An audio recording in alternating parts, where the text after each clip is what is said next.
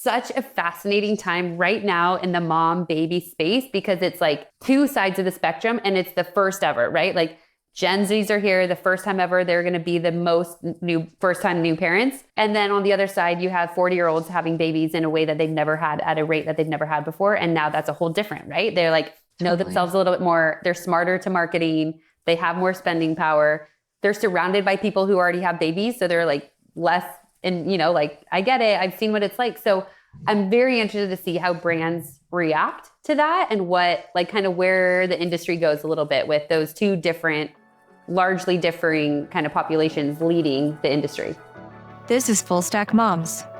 This is not a parenting podcast, nor a business podcast, but a place where we talk building careers in tech, raising kids at home, and making it work in public. Kat, thanks so much for joining us. Would love to have, so I know we've talked about this a little bit in the beginning, but what we always do is have folks say, how many kids do you have? And how old are they? And then like, what's your house situation like? Like who lives in your home? And then what's your work like? Yeah. I have two kids. I have two boys, 5, almost 6. He turned 6 in June, and then a 3-year-old, 2 boys. So we were talking about the chaos that is a life with all boys. And then my husband. And also, fun fact, which is not fun for a mom brain, is that they're all D names, which I like didn't intend to do. I didn't like set out to do it like Kardashians or anything. It just happened. Like my husband is a D, and then my oldest is a D. And then the third, like when my youngest came around, I was like, okay, what? And this name, Dempsey, the name Dempsey came into my world. I'm like, I love that name so much. And I was like, oh my God, I'm going to have 3 Ds. So like quite literally, my life is ran by Ds, if you know what I mean. I'm like, oh God. Ooh. Big D energy. Do you have a male dog? No, I like couldn't handle a pet. I couldn't handle a pet. We have a very big tree in our house. And I joke all the time that it is like the most needy child. It's like, it is the hardest to maintain. It is like dying every day. And we're like, sorry, we used to love you. And now we have like real humans to keep alive. And you're just like slowly dying. But sorry, buddy. Yeah, that's the only other living thing in my house is this needy tree. I've been doing freelance, like consulting work for about a year now. And it is so lovely. And it's the freedom, especially as a mom, like the freedom that it brings you, the power of owning your own calendar. That is like the thing that has been most life-changing for me in the last year. So and then the other side, so I'm building up my consulting work and I have a handful of clients largely in the mom space, women's health space, kind of straddling brand and impact is really kind of my sweet spot. And then I also launched Rebrand. So I'm the founder of Rebrand, which is a women's first networking community that we live on Slack, but I'm also launching a podcast. So you guys are going to have to give me all your pro tips. So we're launching a podcast coming up here in the next couple months. So work is busy. I mean, you guys know what it's like building your own thing while also doing other things. And so, yeah, my hands are in a lot of honeypots, but I love it that way. So I'm in a good spot right now. That's awesome. What were you doing before freelance? Were you working corporate or what was that like? I was at it's no longer a startup now. But I was with them as startup. I was with a company called Bobbie, the infant formula company. So I was their, director of marketing for about close to 4 years. So with them from year 1 up until, when I left just about a year ago, and really it was just time to do my own thing. I mean, I don't know your guys' background from a work wide, but you know what it's like when you're there, and I loved it. And I loved it with all my soul. And I also kind of knew it was time for me to jump out of the nest to be able to do it my way, but have that mom balance that I wanted to have, and it was building something that I believed in and building something for someone else. So wanting to be able to take that with me, take all those good connections and really deep, impactful work and go take it on my own. And that's really what this year has been, is a lot of self-exploration, finding the clients, how to set that up, how do I want to build my own career, build my own business at the same time. And that's kind of what the last year has really been, a big exploration of what that looks like. Oh, that's so cool. So it's like the last 2 years for you, Shan. Yeah, exactly. We're on a similar trajectory. I think that's why we were connected to each other, Kat. I would love to hear more. So speaking of formula, glad we talked about exclusive breastfeeding journey here. Yeah. But I'm kind of a Bobbie super fan. I love the brand and I love I've listened to a few different podcasts with women that have worked at Bobbie. And would love to hear about your experience of being at a company that was pretty mom first, right? Like they had a pretty like mom centric vibe, it seemed. And would love to hear a little bit about like working at a company like that and then still feeling like also you still wanted to go out on your own to have a better balance as a mom. So it's funny. It's like, even like they're probably as close as you could get. And then like needing to still feeling like you wanted more freedom. So would love to hear about your experience there. Yeah. I mean, I think you nailed it of, it was and is that, right? It's like very mom first. I mean, I think at one point, I think it's like a little bit more balanced now, but at one point it was something wild. Like 98% of the people that worked at Bobbie's were moms, like, or women. And of that, like 80 something were moms. So it was like the majority. The marketing team, it was literally all women. I think still it's all women, majority moms. So part of what made and why, it probably feels like the brand is so resonant. And we talk about this all the time is it was built by our audience, which means we built it, but it was built, we were the core audience, right? Like we knew who we were talking to. We knew the emotions we were feeling. I know for a fact there has not been a single year or probably even a 6-month stretch where there was not someone out on mat leave on the marketing team. It was like in the water. Someone was out all the time. But like literally. Yeah. And we were, all of like the baby family building age and coming in and out and going through the fertility of it all and the prenatal and the postpartum and the feeding. So like when we talk about feeding being personal and like building this brand being personal, it was because we were living it in real time, right? And choosing to feed our baby Bobbie for a lot of us combo fed, a lot of us breastfed as long as we could, and then used a product that we were also selling and also building. So it was so personal, right? And we believed it. And because of that, to your point of being very mom centric, we think of the policies, the mat leave policy, someone on the team went into labor really early and we didn't have a NICU policy. So in like 24 hours, we created a NICU policy because it's the one that we needed. So, so like when you're motivated because you're going through it and it's your personal experience, you will run through a wall, right? And that's really what it was. It was like arm a team of moms to build something that we believed in and you couldn't tell us we couldn't do it. And to your point, to what you were saying, the other side is, and it was a hyper-growth, fast-paced startup, that there's a certain pace that you are working and there's, you don't have zero brand awareness to the brand awareness that Bobbie had in 4 years without working really hard and doing, long hours and big campaigns. And when you love the mission, you're willing to go for it, and it was the best time of my career and the campaigns we got to do was incredible and the sets I got to be on and the people I got to meet. And I'm so deeply proud of building that brand really from year one and getting to work with the most amazing, brilliant people. And there was a level of burnout after 4 years. And I had, I joined when my first was 16 months, I had my second and came back pretty much as quickly as possible. And that's also a reflection of me. I wanted to go back. I was ready to work. I was like a sentiment to like being really like loving the work, but a few years into it and it kind of burns out. I joined when my first was 16 months. I had my second one and wanted to get back right away. So I took the minimum time, which again is not on them. That's on me and a reflection of loving the work. But when you go at that pace for that long, I kind of had this revelation one day of like, my kids have never had a mom that wasn't checking Slack first thing in the morning and the last thing at night. And I think I need to change this up. What are we doing here? I was like, and I think I could go do really meaningful work and take everything I've learned and go with me and build something on my own. So it was kind of hitting that. And I joke that I feel like I was kind of like grieving for like a quarter. Like I knew it was coming. You could feel it on your inside. So I feel like I was like mourning in real time and then finally kind of hit that point where I'm like, okay, it's time to go. It was a hard decision, but such clarity and such peace when I finally made it. Yeah. Congrats. That's a fun story. Exciting. And a very fun brand. So obviously you brought the fun, which is amazing. Thank you. Yes. Shout out to Bobbie. They're still doing really incredible work. I'm their biggest fan and I've also like stayed best friends with so many of them. So I'm chatting with them all the time, to be honest. And I think we talk about this all the time on this show that careers really have seasons, right? Like there is a lot of, and I don't know if I've ever put it this way, but we talk all the time. Almost every single woman that we talk to on this show has had a career like block that was just like your block at Bobbie, right? Like it was like we hustled. Mallory and I talk about how she was the mayor of Exact Target. Like she was the first one in, last one out. And it's like, I had a similar situation with my run at QuickBase and into OpenView, and then sets us up to be in a place where maybe we just have a different relationship with work for a little while. And that's cool. Right. And I think that's very it. Yeah.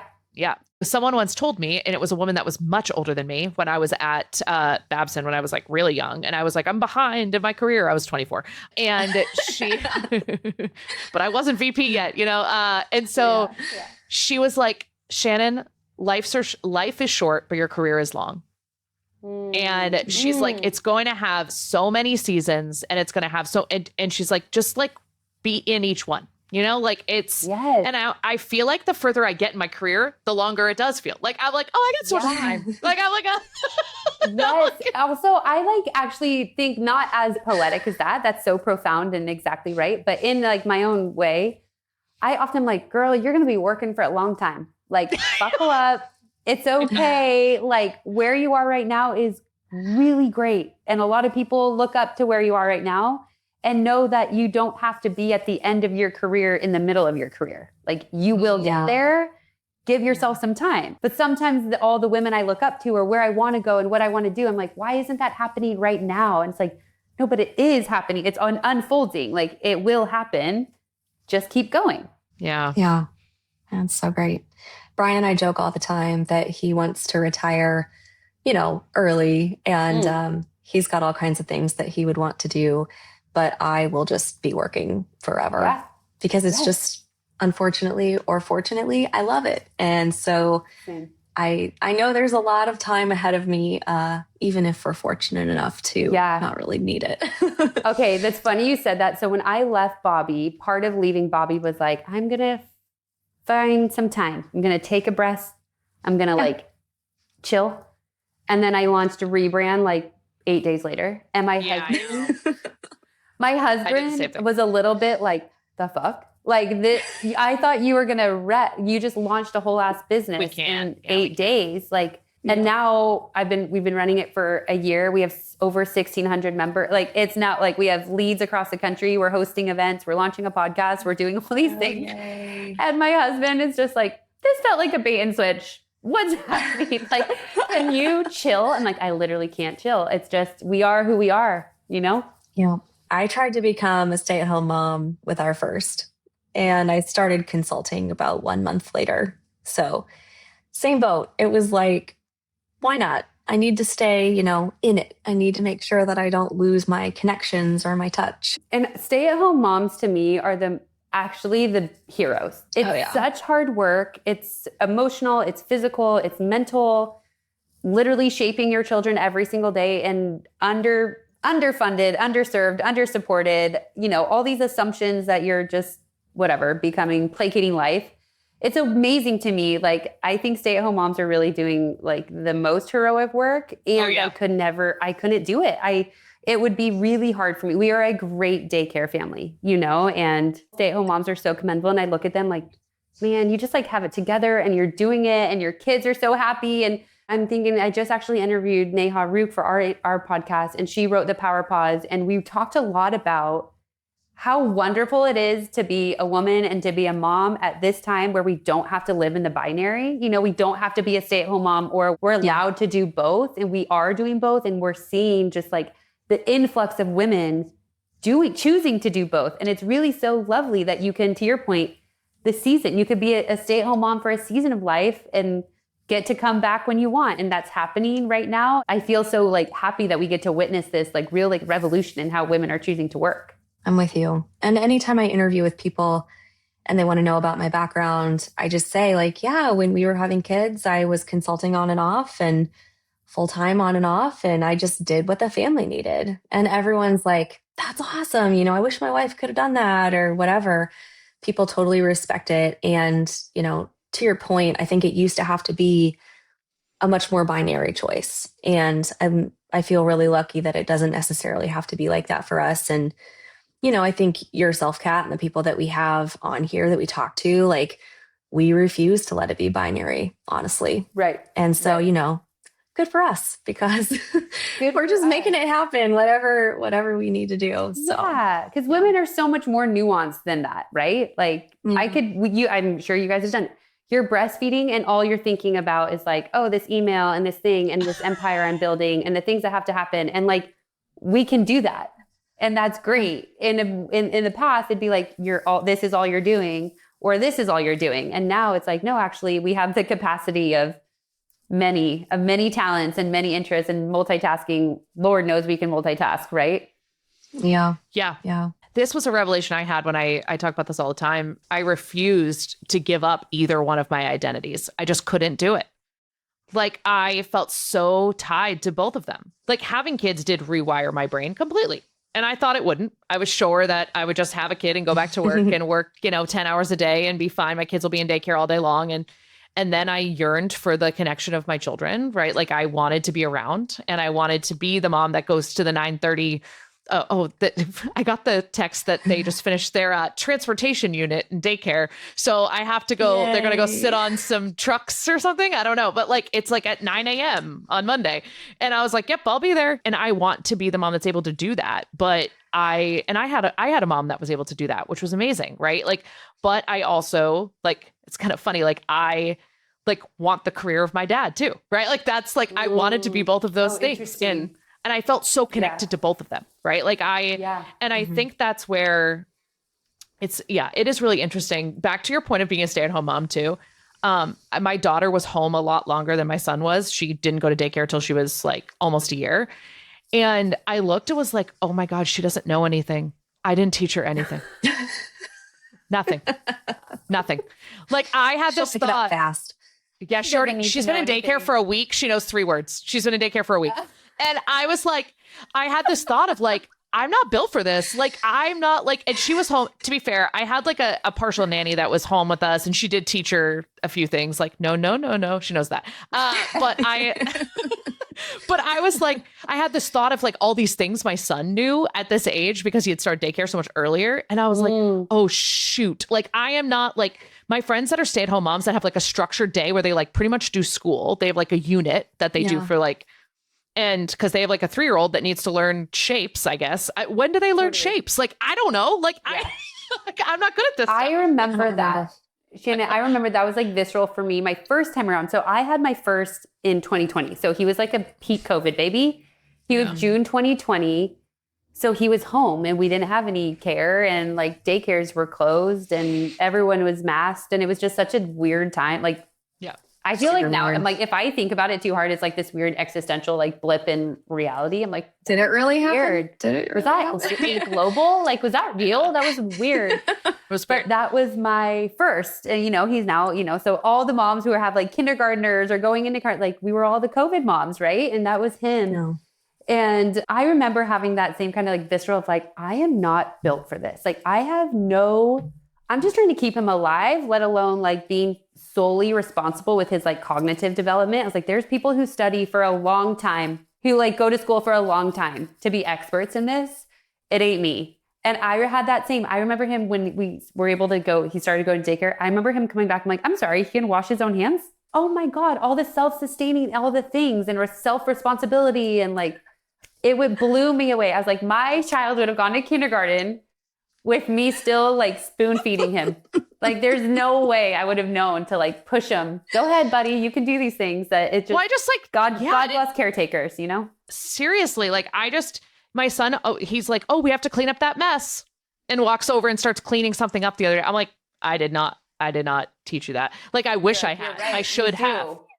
You do have to clean up that mess. Absolutely. I think it is I think the word you used was nuanced, right? Like, it is. Yeah. It's so gray. And like, I think you'll feel different. And like, Mallory, I don't know how it feels for you. I actually want to know. I have never asked you this, but how does it feel like from a like mental load perspective, having kids that are older? Like, because they're in school, but like they're like peopling out there without you. Like, is it so different? How old they are? What are their ages? So our oldest just turned 10. Oh, okay. And our middle one is 8 and our youngest is 6. Okay. So 4th grade, 2nd grade, kindergarten. Okay. Yeah. And I do remember having so much anxiety about, they're going to go to real school and they're going to have homework. And it's so easy and fun. And like when you're a mom to a baby, the oxytocin is so high, right? And then they get older and it's like, what does it mean to be an older kid's mom? And I just like dreaded all the homework stuff and dreaded the school stuff. But surprisingly, it hasn't been that bad. We'll see how it continues because Grayson is our firstborn, very, very responsible, like barely ever has homework. You know how that stuff is. And I don't think it'll be like that with everyone. So, Just well, thinking ahead. yeah, I think they're all going to do their own, unique things, but it is weird. It's so incredibly crazy. They have different needs the older they get. And some of them become more like emotional and social. And then there's homework and then there's sports. And so it does change quite a bit. But I think, as like a boy mom, I'm just trying to still hold on to some of the cuddle time with the littlest one. The sweetness. I also am finding, mine are still, like I said, 6 and 3, but my oldest now, the more he's like so fun and funny and they're inquisitive and curious. And what that allows for my career, like he can come home and be a little more self-sustaining and he can like do his thing. And, there's a little less neediness, which is like what you want if we're like, trying to raise these independent, highly emotionally intelligent children. But it also creates a different space, to your point, the seasons. Like your career changes when you're not diapers. Like everyone's potty trained in my house. Like everything, I'm like, that's a game No changer. one is potty trained in my house. No one. Carry on. You'll get there. But like it changes everything. Your work travel, your availability, you're like, oh, we can, it's easier to leave them. Like it really is like the season of your motherhood season and your kid season directly impacts your work season and what your like career is doing at that time too. And I'm starting to move more into the freedom a little bit, probably like, Mallory, you're feeling that as well. Shannon, you're coming with us soon. I remember we went on a trip to like a cabin and our boys were just off, playing, fishing, doing whatever. And the other two families that we were with both had more of like a toddler still involved. And I'm seeing my friends just like chasing these kids around and they're like running themselves ragged the entire weekend. Me and Brian are like sipping coffee, sitting on the porch. I was like, I feel really guilty right now that this is, getting kind of easier. One thing I wanted to say, Shannon, is don't worry.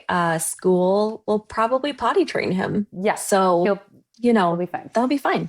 Yeah. He just moved into the big kid class, which he'll tell you, I want to go to my classroom. That's what I always said. I'm like, you love your classroom. He goes, does he miss his old class?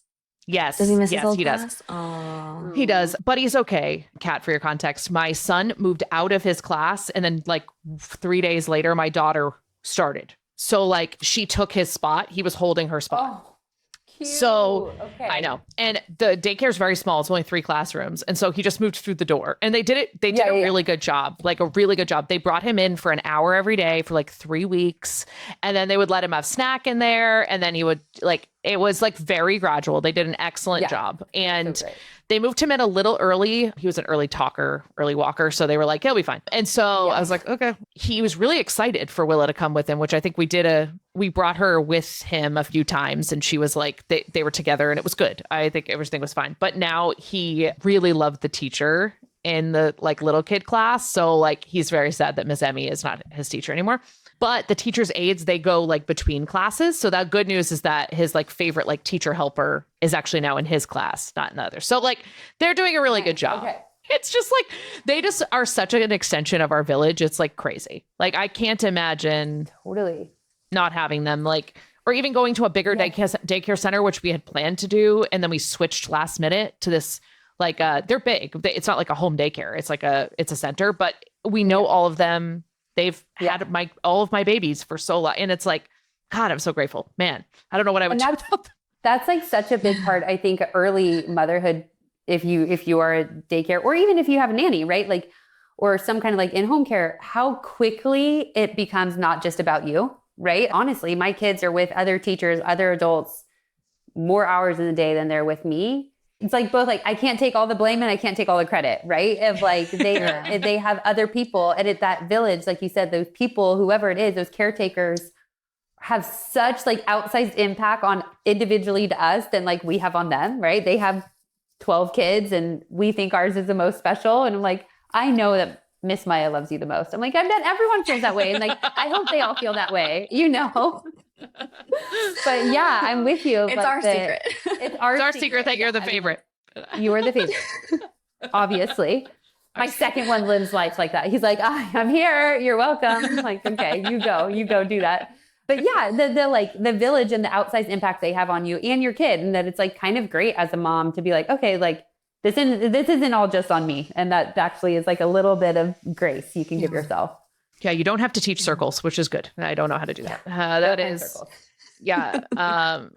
We'll figure it out. Kat, can you talk a little bit more about Rebrand? Like, I would love to hear about like how you started it, what inspired you, mostly for my own interest, but I know our audience will. Yes, please. I love to. It's like my favorite thing to talk about. So Rebrand started, like I said, about a year ago, right on the heels of leaving Bobbie, and kind of the origin lore at this point was the job I had at Bobbie got posted while I was still there. And I hadn't quite told everyone that I was leaving. And it came as like quite a shock to a lot of people because I was like diehard. So I think it was very surprising to a lot of people. And it kind of like my phone kind of blew up like, what's happening? So I took it and reposted it. Essentially, this is so silly, but LinkedIn is such like a big part of the story. It's like I reposted it to my LinkedIn of like, Cat's out of the bag, back on the market. Like this is happening. Well, help me find my replacement. Let's like find someone to take this job. And in my like very small sliver of LinkedIn, that post kind of got picked up, and I got like hundreds and hundreds and hundreds and hundreds of messages of the most like capable, smart, overqualified women who wanted this marketing like leadership job at Bobbie.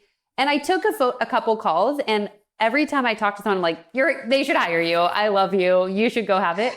I'm largely not going to hire you though. I have 3 days left, you know, and it got a little bit of like, I was like dating for my ex-boyfriend before I had like packed up my toothbrush is like kind of what it kind of felt. And I was like, wait, I'm not like quite ready to do this, but let's stay connected. Like you obviously, you know, I talked to people from like Nike, from Sephora, from like these big jobs and big companies. And my revelation was essentially like, we all need to have real connection that's not LinkedIn, right? Like LinkedIn is fine for a lot of things. People love it, hate it, largely hate it. It's a little cringe, but it serves a purpose. It also has like a chokehold on professional networking. Like where else are people finding each other? So, and my kind of revelation is like, but these job opportunities come up, and it's really your network matters, but the investment in your network matters. Meaning you only need a couple people who are going to do the thing. Like you can go to these conferences, and we've all had this experience. You go to these big conferences, you're wearing your little badge, and you come home and you're like, I like met hundreds of people, but I only remember Sarah, who I just happened to sit next to at that happy hour. And we had the best conversation. And now Sarah and I are friends, right? And it's because there was a level of investment of like, you're talking, you know them, you know their kids' names, you know what they do. It's beyond just the title. And that's like the impetus of Rebrand, was this revelation of leaving all these women and wanting to be together. And I was like, well, where should we go? So I went back to LinkedIn, said, how do we stay together?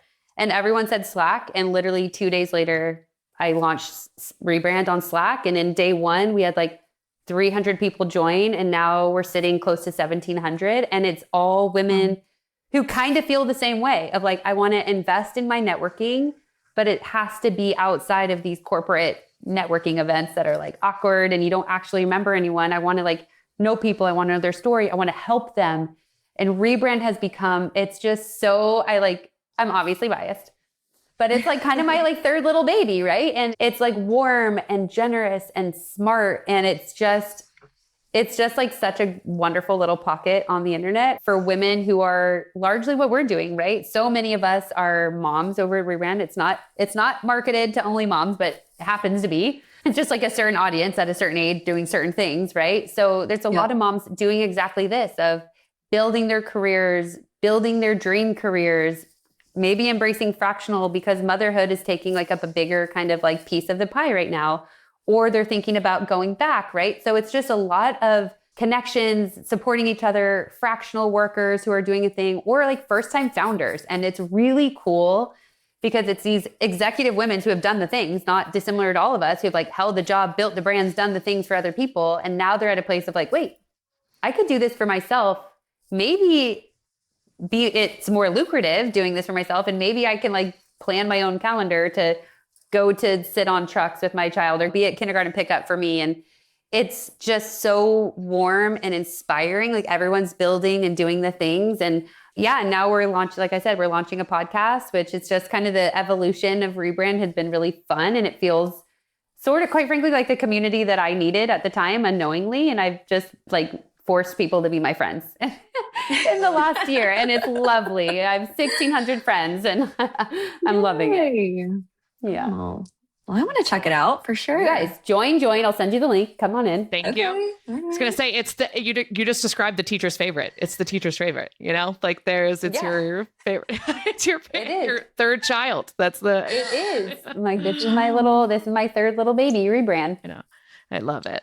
And what do you do on the consulting side? Like what kind of companies do you work with? And like, largely, like I said, the mom space, like coming from Bobbie, obviously the network. And before that, I was always been in CPG. So before that, I was at a company called Perfect Bar, which are a refrigerated protein bar company. So good. Love it. Shout out Perfect Bar. Like still eat one every day. I'm like, at what point do we hit that diminishing returns? Because we're going on like 10 years.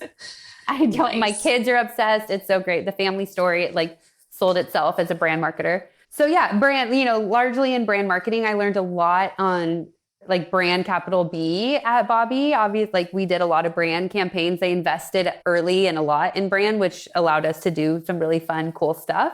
So in that space, and I have like an app, a child's app that's like a fun, very cool Montessori inspired app that my kid is obsessed with. I have some well-known baby brands that I'm doing like brand and impact. So I helped launch Bobbie for Change when I was there, which is the social impact advocacy side of the business that became really a tenet of the brand. If you guys have followed, the paid leave, the maternal mortality crisis, the breasties, which is they're working on some amazing work around breast cancer awareness and feeding equity, and helped to kind of launch that while I was there. And now it's flourishing and doing the most incredible work, but really kind of straddling that impact brand side of how do we do a brand campaign that has more than just a CTA of buy now? Like what else are we doing? Like how do we get people engaged? How are we building brand loyalty, which is the product has to be good, but what else is happening? And that kind of like what else is happening? How do we make a deeper level of this campaign is really kind of my specialty and my preferred sweet spot. So really those are kind of the brands that are like interested in that or want to start it. I think we're seeing like, I don't know if you guys stay close to like the mom brand space, but the amount of brands that are now like at the Capitol in DC doing lobby days, like it's amazing. And we were one of the first to do it in like a very public facing way at Bobbie. And now we're seeing a lot of people doing, which is awesome. Like the more people rallying and lobbying, the better, right? Around like better mom equity and mom policies. I think that's great. Yeah. So that's where a lot of my work kind of sits in that space. This makes me want to ask you your opinion on the drama with the Frida brand. Yeah. It's a good question. I think it's a good reminder that the internet is forever, right? Like what you post now. And I think it's a good reminder of the needs of a good copywriter, making sure things are edited. I think it's a really good practice that brands don't do of like auditing your stuff. Like what you posted and what you stood for 4 years ago, is that still? Is there something happening in the headlines that would make this very off-brand or tone deaf, which I think is a big part of what happened with them. Obviously, I think it was an oversight and a miss, and the Epstein files really brought a lot of that to the very, like floated a lot of it all the way to the top of what is allowed and not allowed, and what is funny and what's not funny, and what's inappropriate and what's tone deaf. And they really got deeply caught up in that. But I also know the Frida products, we love Frida products. So that nose sucker is like, goes so hard in my house, right? Like all of them, they all go, and like other cap, parts of what the thing for the cradle cap. Like, they were the first to create a real like postpartum kit. So I like a baby brand that focused on the mom, and that still goes gangbusters in Target. So like, there's some people that deserve to be canceled and cancel culture, but like largely for brands, like mistakes happen, and it was like big mistakes. but let's not write all the other good things that they do for parents and all the product innovation and what they've done for moms. I don't want to like deeply write any brand off for some mistakes that happen somewhere. I'd like to see like a turnaround, right? Like how are we making, like what is the actionable things that come out of it? I think crisis comms could probably have been a little bit different and a little bit better, but you know, I'm more hire you. We're interested in where they're going next. Wait, maybe they did hire her and she just can't say it. No, just kidding.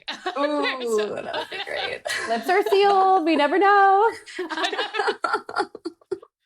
I do think it's so fascinating, Kat. You're in such an amazing space because these brands are popping up. Well, they're realizing finally the economic mobility of moms, right? For good and for bad. Yeah. For good and for bad. Yeah. I will say, I feel like there's a lot of shady stuff going on of like really taking advantage of the fact that new moms will pay for anything that will make their life better, right? Which I think is like, that I don't love, right? But I do think there is like a lot of like talk about, I don't know what the market cap is here, but it's got to be really high of like these brands that are aimed at moms that have the money to solve, like throw money at problems.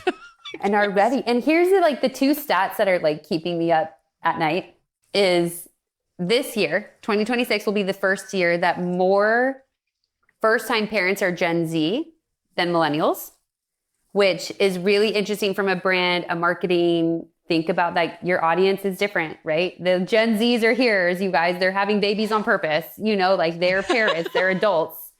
And let's respect, I think there's still, it's like so classic, like when millennials, when we were young, they're like, you just want ping pong and kombucha and you don't stand for anything. Meanwhile, we're like making the companies that are like literally changing the world, right? It's like, put a little respect on our names, right? And like that's how I think we're literally grown-ups. And that's what Gen Z now. I'm like, you guys, they're grown-ups. These aren't high school. Gen Z is not in high school. Like Gen Alpha is coming up quickly behind them, right? So like, I think we need to like put some respect on Gen Z and know that like, they're going to parent a different way. They're going to maybe not be sad beige millennial moms. Like I'm like trying, I am who I am. But like they're going to be a different language, different need. They came up in tech. They're the first generation to like fully come up in tech. Like I really I can't wait to see what brands do with that. And then the other side of the spectrum is that the biggest age range of pregnancies now are women into their 40s. Yes. So there's more women in their 40s having babies than ever before. And it's actually the biggest population having babies. And that's a whole different, those are millennials going the different direction, but have spending power. You have more spending power in your 40s than you do in your 20s, right? So it's such a fascinating time right now in the mom baby space because it's like two sides of the spectrum and it's the first ever, right? Like Gen Zs are here the first time ever. They're going to be the most first time new parents. And then on the other side, you have 40-year-olds having babies in a way that they've never had at a rate that they've never had before. And now that's a whole different, right? They're like, know themselves a little bit more. They're smarter to marketing. They have more spending power. They're surrounded by people who already have babies. So they're like less, and like, I get it. I've seen what it's like. So I'm very interested to see how brands react to that and what, like kind of where the industry goes a little bit with those two different, largely differing kind of populations leading the industry. Man, we're going to see Gen Z words like on products and stuff. It's going to be fascinating. I don't even know Gen Z. I'm like trying to be cool. I only got TikTok in the last year, you guys. And I'm like, I'm so dumb, but I also so love it. I'm like, wait, I love it here. I know. Well, so I've had it for too many years. I like am way too, and so I go through spurts where I have to like break up with TikTok. I like delete it we need a break for a little while. And then I'm like, and then I see my screen time go down by like 3 hours a day when I get rid of it. I'm like, Shannon. I know. It's like I unapologetically like TikTok. Me too. And you can find some really funny work stuff on there. And like culture is happening there. If you're not there, especially as a brand marketer. And I have literally since leaving Bobbie text Angela, shout out Angela. She's literally the best. Social media. She was the social media lead as I was leaving Bobbie of like, you guys, I didn't get it. Like I refuse to get tasks. Like I'm too busy. I don't need another one. I was like managing the social team and refusing to get TikTok. And she would like bring things up. This was actually the text I sent her the other day. She at one point in this Instagram caption, she said something about like parents are unwell, not like the Alex Cooper kind of way, something. And I remember flagging that caption being like, the hell are you talking about? Like are people going to get this? I was like, are people going to understand like what you're talking about? Like, I don't understand. And she's like, girl, yes, people are going to understand who Alex Cooper is and Unwell. Like, you are out of touch. She would never say that to me, but I like in the last, with all the like Alex drama, I text her literally like last week of like, I just need you to know that I'm on TikTok and I'm like deeply invested in the Alex and Alex stuff. And I now understand the caption that you wrote 2 years ago. I like get it now. And she's like, oh my God. Nice. Welcome. Like, that is welcome old to news. welcome to the internet, girlfriend. Yeah. It's like the zeitgeist is TikTok. It's crazy. It's like even like one of my best friends is a middle school teacher and she is like, oh, I've heard this. Like I had my Spotify just like running while she was over last night. She's like, oh, my kids love this song. I'm like, yeah, 'cause it's on TikTok. Like all the music is like, you hear, I'm like, all the kids like that song. They like the chorus of that song because it's a TikTok sound that they've heard 1,000 times. It's like, Really? it's so different. It's like, I know. it is really fascinating. Yeah. For your podcast, you should definitely do TikTok. Just a warning. We have not quite caught on yet, but you should definitely do it. Pro tip, you guys. Yeah. Okay. I'm like Definitely. desperately trying. I'm also, it's like putting my face on though. It's also hard. Like you guys, like shooting yourself. I'm like, I can tell other people and other brands, like just shoot your face and say what it's like to be a founder. And then I'm doing it. I'm like, hibbity hibby boop that. You're like, what do I say to you? So hard. I found I it can easy do this before with like 3 people, 2 Yeah. people, but if I'm alone, no, it's not. And like the way I say it, I don't know about you, is I'm like, hi, I'm Kat. I do. I'm like, what happened? You just turned into a Body snatchers. robot. Yes. I'm like, what is happening? Yeah, I found it was actually easy until I realized people were watching. That's like, because I went through a phase where I first went out on my own, where I would like do day in the life vlogs. I thought they were fun. I just like editing them, like, and I like looking back at them. Like, I just like seeing like, and I was like, oh no. When I had like 1,200 views on one of them, I was like, oh no. We're gonna have to pull back on this. Like, this was not the plan. Like, no one's supposed to watch them. And also, why is it? I had like one that, I don't know, it's got like 30,000 views or something. And it's literally me just like walking with a coffee cup and it's just the coffee. I'm like, tell me why the one where I'm like lamenting every word and what I'm saying has like 180 views. And then the one of me just like walking with my dumb coffee has 30. That like, that's the thing also. But I love about TikTok. I'm like, it is like what anyone could go, anything could pop off, anything, you know, there's some level of like, everyone's equal. They're not, but do you know what I mean? In a way that like Instagram, it's not that. Instagram is a millennial and TikTok is a Gen Z, you know? Yeah, that is so real. I always joke that like, I'll send you a TikTok or you can see it in 3 weeks on Instagram Reels. Like that is right. That is right. And my sister-in-law loves TikTok and she would do that. I would like send her Instagram being like, it's so funny. And she's like, it's so cringy. I saw that literally too, so I forgot about it. I'm really old. Sorry. So now I'm in it with her. So I'm constantly being like, I get it now. I understand what you're talking about. I've arrived. I know. It's good. Oh man. Well, it's about that time. Save of the week. You guys, I could just like chit chat with you for hours and hours. This was like 3 little besties hanging out. I know. It's the best. So good. We do have a final segment, Kat, for you. Yeah. So we have our save of the week. So it is a person, product, process, something that made your life as a working parent easier this week. Save of the week. What this week? Or in your very recent past. Yeah. I have one that's from the tail end of last week if you guys want me to go first. Go, Mallory. Yeah, you go first. Okay, you go first.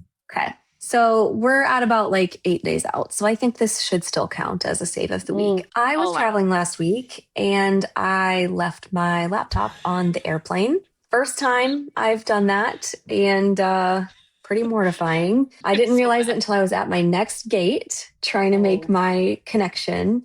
So they sent me back. I tried to go back and find it. The plane was gone. The people were gone. It was like not happening. So bad. And so then I was trying to decide, do I stay in Atlanta and search for this laptop?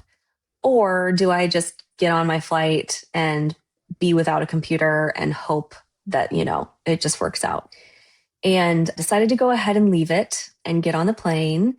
And my awesome IT team had a new laptop waiting for me when I got home from this trip. And it was like easy.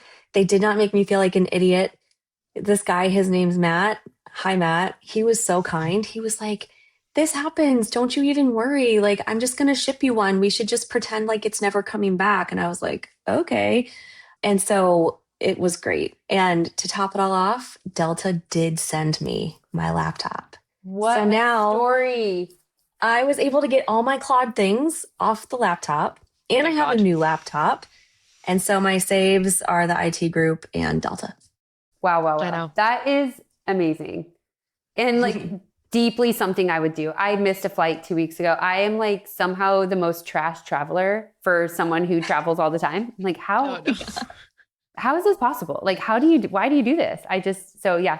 So leaving, I've like left all the things, literally there's like nothing that I haven't done. So this makes me feel like if we weren't already like supposed to be connected, like that story, Yeah. You're my we're people. locked in forever. Yeah. Type B forever. Type B forever. Yeah. Oh, till I die. Yeah. Okay. Actually, it's not, I guess mine would be my like dear friend who lives here. And we had a day yesterday. We just had a day yesterday, and I like called her. I was like, is it a huge imposition if my kids eat dinner at your house? Like I need a minute. We like had a whole thing yesterday. And she was like, without a blink, she's like, absolutely. I already have food cooking. She has 2 kids, like kind of the same age, and they like love each other. So I was like, are you sure? She's like, please. And you guys know this, like sometimes having more kids that your kids get along with is like almost easier. You know what I mean? Yes, like they yes. go and play and they do their thing. Yeah. And sure enough, I bring my boys over. My oldest looks at Dempsey and goes, and guess what? Mom and dad aren't even gonna stay. I was like, okay, bye. I was like, miss you too, babe. And You got that right. Yes. And I was like, see you later. We like That's text her. speech Well, yes, my husband and I were at dinner. We texted her like, thanks for the sleepover, like good morning. But no, they ended up they had the best time. I got like the break. My husband and I got like the minute of just like, we needed like a moment to connect. We needed thing. We got it. And it was like such a save. My kids were so happy. They were fed. They were tired. They came home. They slept. They woke up this morning asking to go back. So having that village, like you said, your village is, the people you make it too. So shout out to Elise. She really saved us this week. We love that. So mine is, I've actually been training for a race for the last few months, and it's imminent, which is a little scary. So I'm running a doubles high rocks in New York in 2 weeks. Whoa. And 2 weeks. I know, guys. I know. And so it's something I really wanted to do last September because it came to Boston, and I coach at a gym. I coach at F45, and like, so a ton of my friends were doing it, but I was like so postpartum. I was like 3 months postpartum. Yeah. And I was like, yeah, no, I don't think that's in the bag for your girl at this time. So I like had so much FOMO and was like, I finally feel, because I know I'm not planning to have any more babies. So I feel actually really like good about coming back to the gym and like feeling strong again and knowing that my body is like mine for forever, hopefully. And so I'm not going to have to like do this again. And so we decided that we were going to run New York, me and one of my friends, Alex, who has a 2-year-old as well, almost 2-year-old. And I will be running this race in 2 weeks, just shy of a year postpartum. And it has given me something like, so number one, it's going to be terrible. Like it's going to be hard, but but it's giving me this thing to focus on and to train for that is just for me. And it's feeling like it's definitely saved me many a week. I'm stressed and it's giving me like, it's like a thing to fit in, like I was telling Mallory, I was going to do a long run this morning before our podcast we filmed this morning. It didn't happen. Cause I was like, I can't do that and look okay. You know what I mean? Like that's not going to happen, but it is something that like is just mine that I've been like working toward and is making me feel like really, it's a very nice reprise, but from all the other identities I have. And as my husband said, he goes, it's been really nice to watch you do something you're not that good at. And I was like, thanks. You're welcome. I'm glad you're finding joy. It was actually a funny comment because he's right. Like I very rarely do things I'm not good at, and I'm not a good runner. Same. It's extremely hard for me. And so he's like, it's just amazing to watch you like really commit yourself to getting like better at something. Like it's really cool. And it sounded silly, but yeah, he was like, I like that our kids are watching you do that. Yeah, you're like, okay. Teaching them resiliency 1 mile at a time. That is important though. Yes. It is. So yeah, my training for my high rocks, and it might not be my save when I do it. We'll see how I feel. But oh my gosh. the I need to hear how it goes. Let's report back. Bring me back do. to you guys. Bring me back. Don't in you 2 worry. weeks. We'll do it. She's going to post it in the rebrand Slack in 2 weeks. Yes. Oh, yeah? Yes, that's it. That's it. I love it. that. I love it. Well, Kat, thank you so much for being here with us. I'm sure people can find you on LinkedIn if they want to chat and join Rebrand and all the things. Cool. Amazing. All right. Thank you guys. This was so fun. Yes. Appreciate you So both. fun. We'll talk soon. Awesome. Thank you. Okay, bye, everyone. Bye. Thanks for listening to Full Stack Moms. We'll be back with more episodes that help you see you're not crazy and you're not alone. If we might be your people, please make sure to subscribe wherever you get your podcasts. It is funny. I have friends that I have another friend that has girl, boy, same exact ages as mine, just like flipped. Yeah. And her girl toddler is like mean. And my boy is so sweet and nice. Softness. Yeah. Yes. And I'm like, but I know that but the energy level is very different. Like my son is like, oh my God, like the running, like the everything. And her daughter will like sit down and color. And I'm like, that's what you're talking about. That's what we were talking about of like, boys are just the level of like rowdiness. And oh my gosh, my husband's bringing me food. Thank you. I will not eat on your podcast, but he just brought me food. Thank you. Feel free. No, it's Go okay. husband. Go husband. Go husband. Thank you. Save of the week. Sing of the week.